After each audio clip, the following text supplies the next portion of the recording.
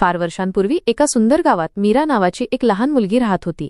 तिला निसर्गाची खूप आवड होती आणि ती नेहमी नवीन गोष्टी शोधण्यात मग्न असायची. मीराचे घर एका मोठ्या बागेजवळ होते, जिथे अनेक प्रकारची फुले आणि झाडे होती. एक दिवशी मीरा बागेत खेळत असताना तिला एका मोठ्या झाडाखाली एक चमकणारा दगड दिसला. तो दगड इतका सुंदर होता की मीराने तो उचलला आणि आपल्या घरी घेऊन आली. तो दगड हा सामान्य दगड नव्हता, तो एक जादुई दगड होता.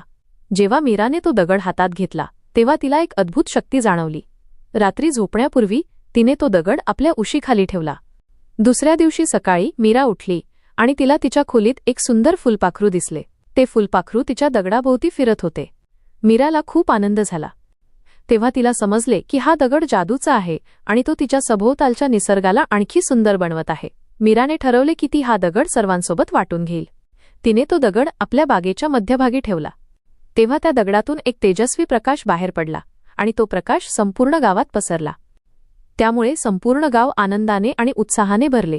तेव्हापासून मीरा आणि तिच्या गावकऱ्यांनी त्या जादुई दगडाची नेहमी काळजी घेतली.